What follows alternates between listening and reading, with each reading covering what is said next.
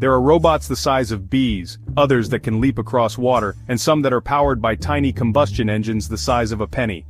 One day, they could work in swarms, save lives, or even spy on you. Getting these robots to fly is tricky.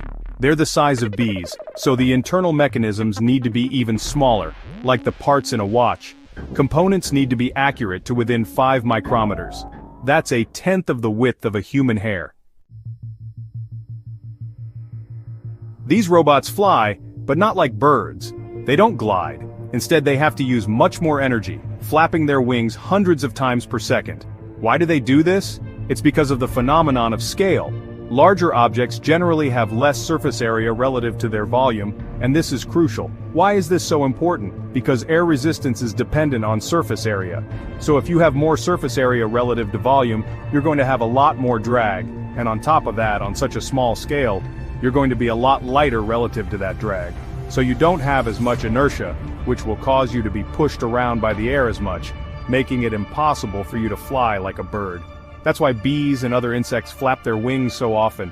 What they do is they create eddies of air above the top of the wing, and these eddies create low-pressure zones. When combined with the high pressure below the wing, this creates lift, so they're pushed toward this low-pressure region, flapping their wings back and forth. One robot has been truly tested to its limits.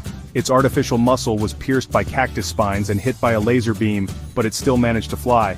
However, these muscles consume a lot of energy, and for robots of this scale, which need to be extremely lightweight, there is no room for extra batteries. Fortunately, there are other ways around this.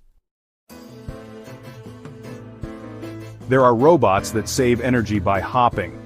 This technology was used in another drone at the City University of Hong Kong. Normally, this drone can fly continuously for only 6.3 minutes, but with the hopping attachment, it can keep moving for 50 minutes, almost 10 times longer. Scientists believe this could be even more effective in low-gravity, low-air resistance environments such as Mars. One of the first times robots were used in an emergency situation was during the search for survivors at Ground Zero after 9/11. Unfortunately, they didn't prove to be very useful. They were large and expensive, and they often got stuck. 3 different types of robots inspected 8 sections of rubble, but none found survivors. So an ideal rescue robot would need to be able to navigate tight spaces, withstand damage and debris, operate in a variety of environments, and be cheap enough to replace if it were to break down. The idea is to deploy swarms of insect-sized microbots to search for survivors in disaster areas. Do you have any concerns about how they might be used ethically? We really focus on fundamental science and solving interesting technical problems, and as a society, we should collectively think about how to prevent these new technologies from causing harm. So it's fair to say that we're not that far away from robotic insects operating freely around us.